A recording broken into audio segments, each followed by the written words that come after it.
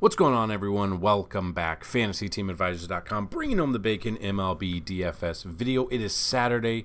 It is May 20th, and we are back bringing you, hopefully, another fantastic breakdown to help you build those better DFS lineups and dominate the competition. So, just looking at yesterday's video, 338 views, 14 comments, 56 likes. So, as I say, we have, if this is the first time you've been here, if you like this video and you're a subscriber and you leave a comment, if each video gets 50 plus likes, we will put your name. If you left a comment there, we'll put your name in random.org and we will randomize it 3 times, and the winner will receive a free month pass to MLB DFS on FantasyTeamAdvisors.com. So we're going to do that real quick before we jump into everything else. So make sure you hit that like button and subscribe if you have not. So good luck. We're gonna randomize this 3 times, and then the winner will be announced, and then you will be able to reach out to me for your winning. So randomize 3 times, and we're off. 1, 2, and 3. Congratulations, Marquise Davis. If you are watching this video, hit that button, hit that like button, and comment so we can get you in here and get you a month pass to FantasyTeamAdvisors.com. It's really that easy, everybody. All you got to do is like the video, be a subscriber, and if these videos get 50 likes and you left a comment, you're in the running. Another way to do it, like the video, be a subscriber, and tell me who's going to hit a home run, what inning they're going to hit it in, and just put the distance travel just to be on the safe side if someone else does the same batter that you did. So what we're going to do is we're going to break it down. I've had a lot of people tell me you like the format, so we're going to break down the pitchers against the current rosters, and we're going to jump into some of the bats that we like. If you want to see more than that, we have a ton of information on Fanduel and DraftKings at FantasyTeamAdvisors.com. We have batter trends for both Fanduel and DraftKings. We have MLB odds. We have stadium rankings. We have our cheat sheet, which has our home run picks. It has our core plays. It has our cheat sheet for each position, cash and GPP, and it also has stacks that we like, and even 4 players in each team that we like of the stack. So go check out FantasyTeamAdvisors.com. You can sign up. FTA Plus is only $10 a month. Get a ton of information. Just think how much you can get with NFL DFS once that comes around for $10 a month. So that being said, we're going to jump right into the breakdown. So get your paper and pen, and we're off. First game on the slate, the Royals at the White Sox. You got Jordan Lyles versus Lucas Giolito. Lyles, 117 plate appearances, 283 batting average, 13.7 K percentage. I'm not a fan of Lyles here. I would be looking at Giolito. I know his numbers: 126 plate appearances, 264, 27.8. We had Kopech yesterday, and he came through for us for, what did he end up pitching? 8 innings, 10 Ks. So, yeah, Michael Kopech went 8 innings, 10 Ks. I was all over him. I told you, if you find a pitcher against the Royals, 9 times out of 10, they're going to dominate for you, and that's exactly what happened. So, the only thing that I was wrong about in that game was the White Sox really didn't tee off on Greinke. Greinke went 5.2 innings, 4 Ks, only 2 earned runs, and that was it. But yeah, so I'm not looking at Lyles. I'm looking at White Sox bats. So what White Sox bats have had success against Lyles? Yaz, 9 for 29, 3 doubles and a home run, batting .310. Benintendi, 3 for 13 with a double, batting .231. Gavin Sheets is 5 for 10 with 2 doubles and a home run, batting .500. Andrew Vaughn, 3 for 9 with a double and 2 home runs. Luis Robert Jr., Lou Bob, 1 for 10, but that one hit was a home run. Adam Hazley, 1 for 3 with a home run. So, yeah, I'm all over a stack here. Not 100% which bats I would enjoy most for these guys. Probably Grandal, Gavin Sheets, maybe Andrew Vaughn, Benintendi. It will really depend on when the lineups come out. So once those lineups come out, we will look at that. But yeah, so I'm definitely looking at Giolito against the Royals and then a White Sox bats there.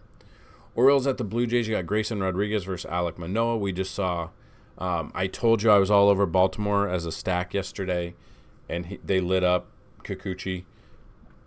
Grayson Rodriguez has been very hit or miss here. Started off well. He's a good prospect. He was on the team. They brought him up, and then we're kind of where we're at in that situation. So he's up now. I don't trust him a lot. That's the thing. I don't trust Grayson Rodriguez a lot just because I don't know what to expect out of him. He comes into this game, 2-1 record, 6.57 ERA, 44 strikeouts. Against the Angels last start, 3.1 innings, 9 hits, 8 earned runs, -5 fantasy points. I'm seeing if he's played Detroit this year, or Toronto. No. But against Tampa Bay, 5.2 innings, 2 earned runs, 4 strikeouts, 29 fantasy points. I just don't trust him enough in cash or GPP. I really don't trust him at all today.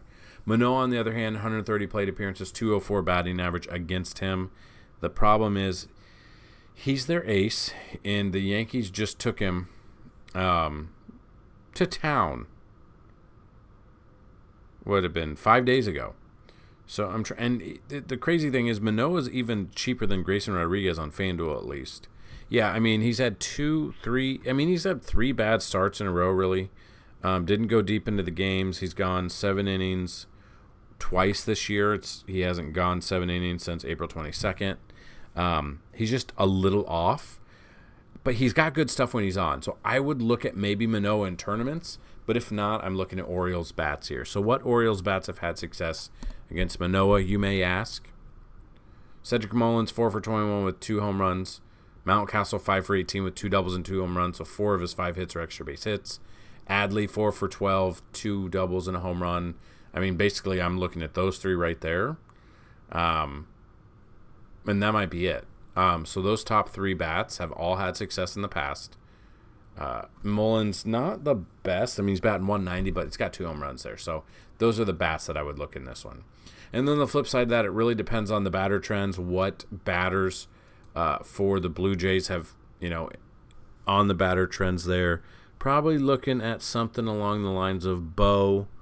Probably looking at Bichette, Varsho, possibly Whit Merrifield, maybe Vlad. Just really depends. But yeah, I'm not using Grayson. Probably a little bit of Manoah in tournaments, but I just don't trust him enough, really. Next game, the Tigers at the Nats. You got Alex Faedo versus Patrick Corbin. Patrick Corbin's actually been coming along a little bit. I mean, he's got a great matchup against Detroit. His last start against the Mets, 6 innings, 2 earned runs, only 1 strikeout. His strikeouts are down. That's the problem. 25 fantasy points, same thing. San Francisco, 25 fantasy points. Trying to see, he has not faced Detroit this year, but his numbers, 44 plate appearances, 442 batting average, not good. So let's see if that's a couple of players or if it's more than one. I mean, Javi's 7 for 20 with 2 home runs. Matt Vierling is 7 for 12 with a double and a home run. So, I mean, those numbers are up there at 583, 350, and 333. And then everyone else is at 500. So, they're up there a little bit. I'm probably going to not have any exposure to these pitchers. Probably have exposure to maybe a little bit of Detroit bats. The problem is Corbin's turned it around a little bit, but again, like the whole, if you've been with us before, the whole motto is stack against Corbin, and more times than not, it has worked out. I know he's pitched a little bit better.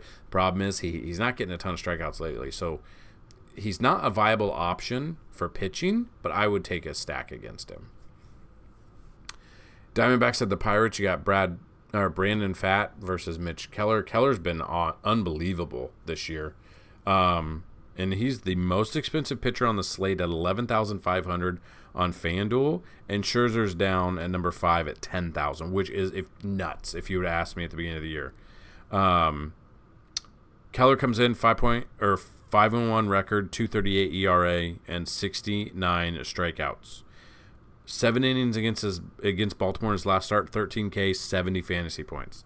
Time before that against Colorado, complete game, 8 strikeouts, 0 earned runs, 61 fantasy points. Hasn't faced Arizona this year, but he's been on fire. He's averaging 43.33 fantasy points on FanDuel. I'm all over Mitch Keller there. Not looking at fat here really, probably at all. Maybe GPP, I guess, maybe in tournaments. But other than that, I'm all over Keller for both cash and tournaments. Rockies at the Rangers, Kyle Freeland versus John Gray. Freeland, 34 plate appearances, 500 batting average, only 11.8 K percentage. John Gray, on the other hand, 40 plate appearances, 216 batting average, striking out 12.5%. Not a lot of strikeout percentage between these guys if we're looking. 34, not a lot. Seager, 13 for 21, double and a home run. Pretty much the numbers, 619. And then Simeon's 2 for 3, which is 667. Other than that, no one else has had success. I might look at Freeland a little bit, but I definitely like some Seager. Maybe a one-off there. Maybe Josh Jung, maybe Marcus Simeon. But other than that, Freeland might go under the radar here. And those numbers are a little bit inflated. Probably had something to do with in Coors, but we're not there now. So might take advantage of that. And then John Gray, on the other hand, let's see what Rockies bats have had success. Moustakas 2 for 8, a double. Profar 2 for 9 with a home run. Yeah, there's not much. This could be a low-scoring game, to be completely honest with you. The strikeouts just have to be there. So if we look at how the strikeouts lately anyway, against Oakland, his last start, John Gray, 8 innings, 5 Ks, 49 fantasy points. Against Seattle, 7 innings, 8 Ks, 52 fantasy points. And then, he's had a few stinkers. So he's had 2 good starts in a row, and then stinkers between there. So I don't mind either of these pitchers. I'm probably looking at more of tournament plays instead of GPPs, though, or instead of cash plays. Cubs at the Phillies is next. Jameson Taillon versus Aaron Nola. Taillon, 59 plate appearances, 232. He's just looked terrible this year. I would be looking all over a Philly stack and all over Aaron Nola. 122 plate appearances against the Cubs, 193 batting average, 25.4 K percentage. Yeah, give me some Nola here. Bats that have had success. Schwarber, 3 for 15 with a home run. Trey Turner's 2 for 12 with a double. Harper's 3 for 9 with a double. That's, not much else. But Taillon has gotten hit hard lately. So I'm avoiding Taillon completely. I'm looking at Aaron Nola and the Phillies as a stack here. Then you've got the Marlins at the Giants. You got Braxton Garrett versus Logan Webb. Garrett, only 15 plate appearances, 200 batting average. I like this, though. I like both of these pitchers in tournaments, I think. I think Logan Webb maybe a little bit more in cash. Because he does have strikeout potential. 88 plate appearances, 31.8 K percentage. I'm not looking at either of these offenses at all. I would be looking at both pitchers. I think Garrett is a tournament-only pitcher, and I think Logan Webb could be cash or tournament. Especially in San Francisco, it is a pitcher's park there. We love a pitcher's park, don't we? So, looking at that, that's my thought on this game. Probably not looking at any of the bats. Then you got the Guardians at the Mets. You got Tanner Bibby versus Max Scherzer. Scherzer's not pitching the best this year. Might be because he's old, but he's making a ton of money to be old and not pitching good. The investment from the Mets has not been the best. Bibby's never faced the Mets before.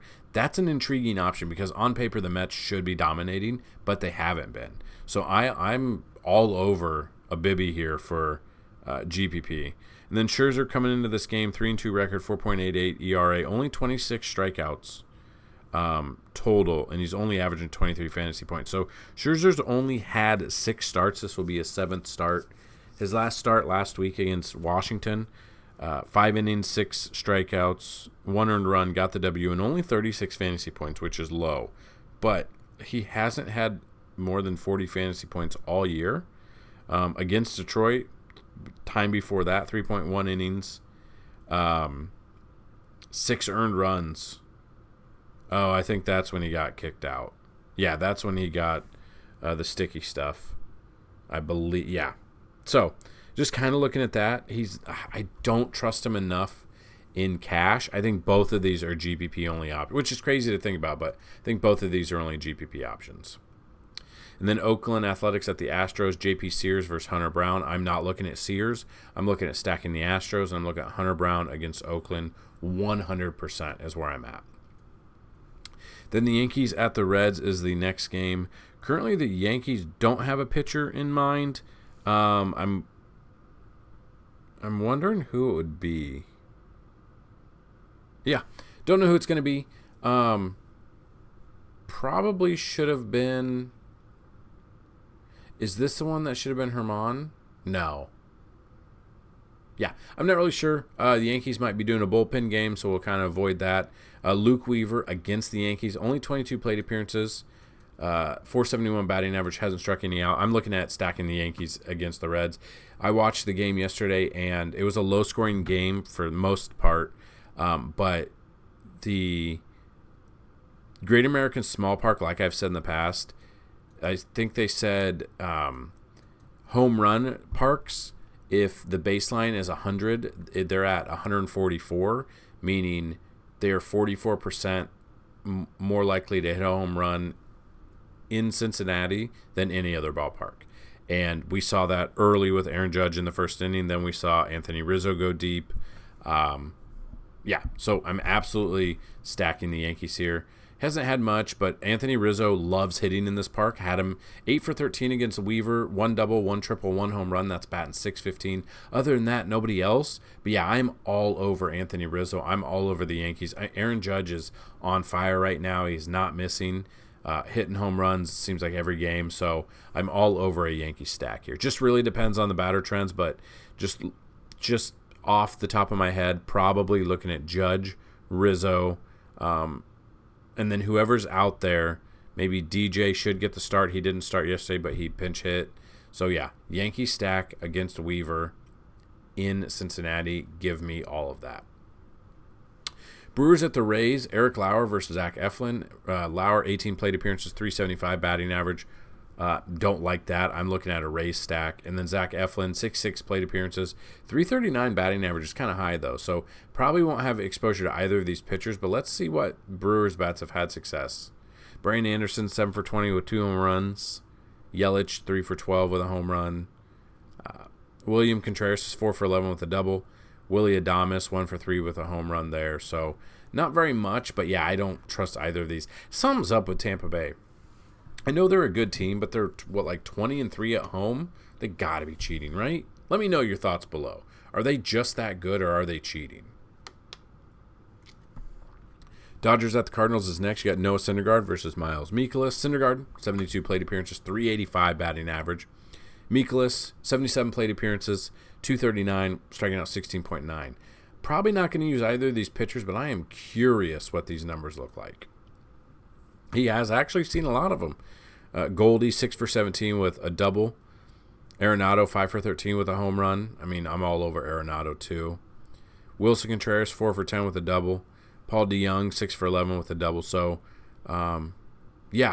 I probably am not pitching either of these. I would be looking at those St. Louis bats. And then what Dodgers bats have had success against Mikolas? You may ask. Jason Hayward, 5 for 23 with a double. Freddie Freeman, 4 for 12 with 2 home runs. Muncy, 2 for 9. Yeah, I mean, Chris Taylor, 1 for 5 with a home run.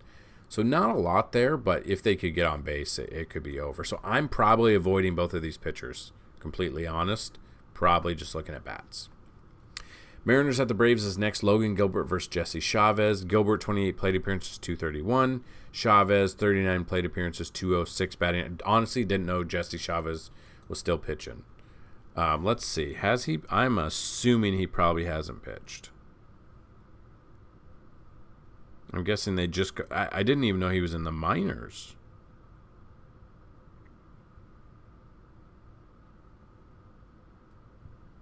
Oh, no, he's been relief. Chavez has been a relief. Avoid Chavez. He hasn't pitched more than 1 inning. I mean, he's pitched 1.1 innings, and that's it. So, yeah, not looking at that. It's probably not going to go deep. Probably an opener situation. Avoid him. So, Logan Gilbert, I don't mind. And then just depending on what bats jump out at me later when the batting trends come out. Twins at the Angels is next. Louis Varland versus Patrick Sandoval. Varland, 16 plate appearances, 313 batting average, 12.5 K percentage. And then Sandoval, 44 plate appearances, 29.5 K percentage, a 128 batting average. That's pretty good. Honestly, I don't mind either of these pitchers for GPPs. I would look at both of them in tournaments. If you are taking bats against them, what Angels bats have had success? Well, that's not right. Louis Varland. Taylor Ward, 2 for 3 with 2 home runs. Mike Trout, 1 for 3. Ohtani, 0 for 3. Livan Soto, 2 for 2 with a double. So not a ton of options, but yeah, I mean the regular Ward, Trout, Ohtani in this situation. And then Sandoval, on the other hand, who's had success in the 44 plate appearances. If you aren't taking him, Correa's 2 for 7, so that's not much. Joey Gallo's 1 for 5 with a home run, but it's Joey Gallo. Christian Vasquez, 1 for 2 with a home run, so not a ton here. Like I said, probably both of these guys are legitimate tournament options for you on this slate. And then the final game, the Red Sox at the Padres. You got Chris Sale versus Joe Musgrove. Sale, 66 plate appearances, 293 batting average, 28.8 K percentage. And then Joe Musgrove, on the other hand, 42 plate appearances, 297 batting average, striking out only 11.9%, very low strikeout percentage. Sale, he's had actually 3 good starts. 3 good starts in a row, and then 4 out of 5 starts, his last 5 starts have been phenomenal. If he stays healthy, he's got it. His last start against St. Louis, 8 innings, 9 Ks, 52 fantasy points on Fanduel. Time before that, against the Phillies, 6 innings, 10 Ks, 49 fantasy points. 6.1 innings against Cleveland, 41 fantasy points there. Then a goose egg against Baltimore because he gave up 5 earned runs in 5 innings. But he faced Minnesota back on April 18th, 6 innings, 11 Ks, 52 fantasy points. So he's striking out a ton of people. He comes in 3-2 record with 54 strikeouts. I don't mind Chris Sale here. I don't know about Cash. Kind of the same thing with Musgrove. Looking at what Red Sox bats have had success. Justin Turner, 7 for 17 with 3 home runs, so that's a good number there. Obviously, Musgrove saw Turner a lot with the when he was on the Dodgers. Tapia is 1 for 8, nothing going on. Alex Verdugo, 3 for 6 with a double. But other than that, yeah, I don't mind. I kind of saw I was all over Blake Snell on Friday's slate and kind of saw how that turned out. So I don't mind either of these pitchers, but if I'm not going with them, there are definitely bats that have had success that you can look at. So there you go. Those are all of the pitchers that we've broken down. Broke it down into the batters as well. If you need a little bit more help, you need a little bit more boost of building those lineups, go to FantasyTeamAdvisors.com, hit the FTA Plus tab up top left, sign up. It's only $10 a month. You get a ton of information, and we're giving you the tools to make you a better DFS player. Any comments, questions, or concerns, let me know down below. If there's things you would like to see that you didn't see on here, let us know that as well. And good luck to the winner. Reach out.